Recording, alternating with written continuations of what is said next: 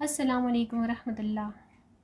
Office سے چھٹی کے بعد ساحل گھر کی طرف جا رہا تھا۔ یہ رات کا وقت تھا، چاروں طرف اندھیرا تھا، اور اس رات عجیب بات یہ ہوئی تھی کہ اچانک بہت تیز بارش شروع ہو گئی اور ساحل کو گھر جانے کے لیے کوئی ٹیکسی یا رکشہ بھی نہ ملا۔ پھر اس نے سڑک پر وقت ضائع کرنے کی بجائے گھر جانے کا فیصلہ کیا۔ اب چونکہ بارش بھی تھوڑی کم ہو چکی تھی، اس لیے وہ پیدل ہی گھر کی طرف روانہ ہوا۔ اس نے گھر جانے کے لیے شارٹ کٹ کچے راستے کا انتخاب کیا تھا، جو کہ اکثر سنسان اور ویران ہی رہتا تھا۔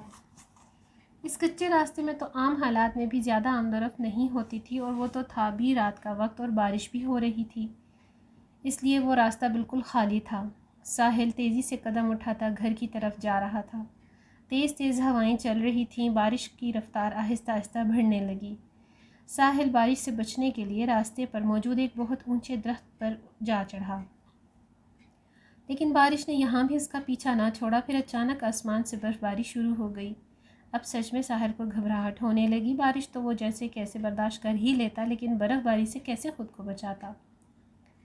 ادھر ادھر دیکھتے ہوئے اچانک ساحل کی نظر سامنے ایک پرانے چھوٹے گھر پر پڑی۔ وہ گھر پرانا، کھنڈر اور خالی نظر آ رہا تھا۔ ساحل بنا کوئی وقت ضائع کیے نیچے اترا اور اس گھر کی طرف چل پڑا، اور بھاگتے ہوئے تیزی سے اس چھوٹے گھر کے اندر داخل ہو گیا، جو ہر طرف سے ٹوٹ پھوٹ کا شکار تھا۔ ساحل کے گھر کے اندر داخل ہوتے ہی پیچھے سے دروازہ بند ہو گیا۔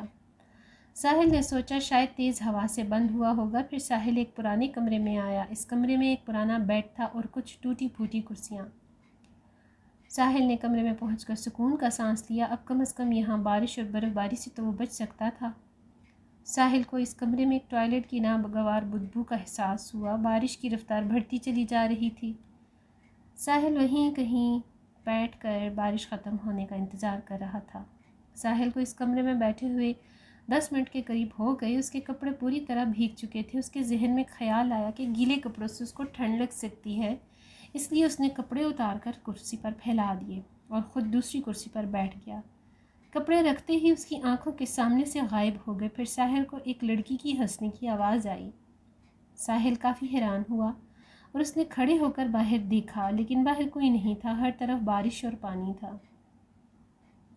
ساحل ایک بار پھر آ کر کمرے میں بیٹھ گیا۔ اسے اپنا وہم لگا۔ 2 منٹ بعد ساحل کو ایک لڑکی کے رونے کی آواز آئی، جیسے کوئی آہستہ آہستہ سسک رہا ہو۔ ساحل اٹھ کر ایک بار پھر باہر دیکھنے لگا، لیکن باہر کوئی نہیں تھا۔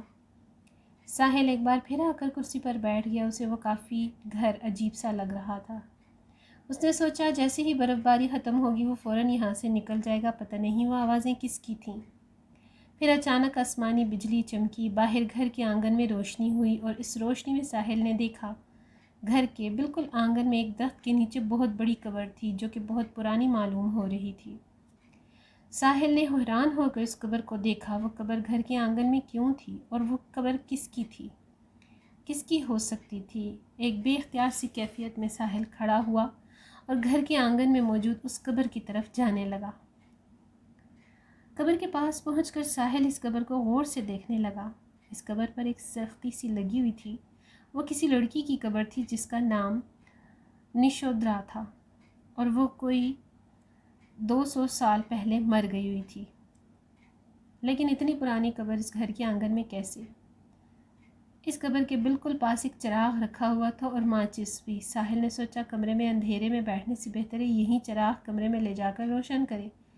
یہی سوچ کر ساحل نے وہ چراغ قبر کے پاس سے اٹھائی اور اندر کمرے میں لے آیا۔ ساحل وہ چراغ جلانے ہی والا تھا کہ اچانک ساحل کو ایک لڑکی کی آواز سنائی دی، تم آ گئے، میں 20 سال سے تمہارا انتظار کر رہی تھی۔ ساحل نے گھبرا کر آواز کی طرف دیکھا، لیکن کمرے میں کوئی نہیں تھا۔ اب ساحل کو گھبراہٹ ہونے لگی۔ اس نے ماتھے سے پسینہ صاف کیا اور ڈرتے ہوئے ادھر ادھر دیکھنے لگا۔ بارش رک چکی تھی۔ ساحل نے سوچا اب گھر واپس چلتا ہوں، مگر وہ برہنہ حالت میں کیسے جاتا؟ مگر اس نے اس خوفناک گھر میں رہنے سے بہتر یہی یہاں سے نکل جانا سمجھا۔ یہی سوچ کر وہ کمرے سے باہر نکلا۔ اچانک ساحل کو کسی لڑکی کے رونے کی آواز آئی۔ ساحل نے سامنے دیکھا تو جیسے پتھر ہو گیا۔ سامنے قبر کے پاس ایک خوبصورت دلہن ہاتھوں میں موم بتی لیے بیٹھی تھی۔ ساحل حیران ہو کر رک گیا۔ وہ دلہن اس قبر کے پاس کب آئی تھی، یا پھر وہ پہلے ہی قبر میں موجود تھی؟ لیکن اگر وہ پہلے قبر کے پاس موجود تھی تو اس نے اسے دیکھا کیوں نہیں تھا؟ وہ دلہن مسکراتے ہوئے ساحل کو دیکھ رہی تھی، پھر ساحل سے بولی مجھے یقین تھا تم ایک دن واپس آؤ گے۔ ساحل نے گھبراتے ہوئے پوچھا کون ہو تم اور یہاں کیا کر رہی ہو؟ ساحل کی بات سن کر اس لڑکی نے زور زار کہکا لگایا اور بولی میرے گھر میں کھڑے ہو کر مجھ سے پوچھتے ہو کہ کون ہوں میں؟ ساحل نے کچھ شرمندگی سے اس لڑکی کو دیکھا اور بولا سوری مجھے پتہ نہیں تھا یہ آپ کا گھر ہے۔ پھر ساحل نے اچانک پوچھا یہ قبر کس کی ہے؟ اس دلہن نے زوردار کہکا لگایا اور بولی میں نشودرا ہوں، یہ قبر میری تھی، میں 200 سال پہلے مر گئی۔ پھر ایک چڑیل نے کہا 100 سال بعد ایک آدمی آئے گا اور وہ اس قبر کے چراغ کو جلائے گا اور تم اس سے شادی کر لینا، پھر تم دوبارہ زندہ ہو جاؤ گی۔ ساحل نے خوفناک انداز میں اس لڑکی کو دیکھا اور گھبراتے ہوئے بولا مجھے اب چلنا چاہیے۔ یہ کہہ کر ساحل باہر کی طرف بڑھا۔ جب اس لڑکی نے کہا 100 سال بعد اس گھر میں کوئی آیا ہے، اب تم یہاں سے کبھی باہر نہیں نکل سکتے۔ آہستہ آہستہ اس خوبصورت دلہن کی شکل تبدیل ہونے لگی، اس کے بڑے بڑے دانت نکل آئے۔ ساحل بھاگتے ہوئے گھر کا دروازہ کھولنے لگا لیکن گھر کا دروازہ کھل ہی نہیں رہا تھا۔ وہ لڑکی باہر کھڑی ہنستی ہوئی ساحل کو دیکھ رہی تھی۔ ساحل نے دیوار پر چڑھنے کی کوشش کی لیکن دیوار پر ہاتھ رکتے ہی نہیں، اسے کرنٹ لگا۔ وہ لڑکی بولی یہ چڑیلوں کا گھر ہے، اب تم یہاں سے کبھی باہر نہیں نکل سکتے۔ ساحل کو ذرا دور ایک سیڑھی پڑی دکھائی دی، وہ دوڑ کر گیا اور اسے اٹھا لایا اور گھر کی دیوار سے لگا دی، مگر وہ سیڑھی اچانک ہی غائب ہو گئی اور وہ نیچے آ کر گرا۔ چڑیل گرجی خود کو میرے حوالے کر دو مسٹر۔ ساحل نے جیسے اس کی بات نہیں سنی اور وہ ادھر ادھر بھاگتا رہا۔ پھر ساحل ایک دوسرے کمرے میں گھس گیا اور دروازہ اندر سے بند کر دیا۔ لیکن اس کمرے میں ایک بہت بڑی گدھی تھی جو بیڈ پر سو رہی تھی۔ وہ گدھی ساحل کو کمرے میں دیکھتے ہی ساحل پر حملہ کرنے لگی۔ ساحل جلدی سے دروازہ کھول کر باہر نکلا، سامنے وہی دلہن کھڑی تھی۔ اس دلہن نے ساحل سے کہا مجھ سے شادی کر لو نہیں تو مر جاؤ گے۔ ساحل نے کہا تم ایک چڑیل ہو اور میں انسان، ہماری شادی کبھی نہیں ہو سکتی۔ وہ چڑیل آگے بڑھی اور بولی اگر تم نے مجھ سے شادی نہیں کی تو مر جاؤ گے، بولو کرو گے شادی؟ جس پر ساحل نے نفرت سے اس کے منہ پر تھوک دیا۔ چڑیل غصے سے بپھر گئی اور اڑ کر ساحل کے کندھوں کے درمیان آ بیٹھی۔ اس نے کوئی منتر پڑھا جو ساحل نے ہندی فلموں میں سنا تھا۔ وہ آنکھیں سکیڑے اور کان لگائے یہ منتر غور سے سننے لگا کہ آخر یہ بول کیا رہی ہے۔ دوسری طرف منتر پڑھنے سے چڑیل کے ہاتھ میں ایک اسطرا آ گیا جس سے اس نے جھٹ ساحل کا سر مونڈ دیا اور دائیں بھائیں بھی ساحل اس کو نیچے دھکیلا اور وہاں سے بھاگا اور وہ چڑیل اس کے پیچھے بھاگنے لگی۔ چڑیل کہہ رہی تھی مجھ سے شادی کر لو، میں نے تمہارا اتنا انتظار کیا، آج تمہیں جانے نہیں دوں گی۔ ساحل پورے گھر میں بھاگتا رہا اور چڑیل اس کے پیچھے پیچھے بھاگتی رہی۔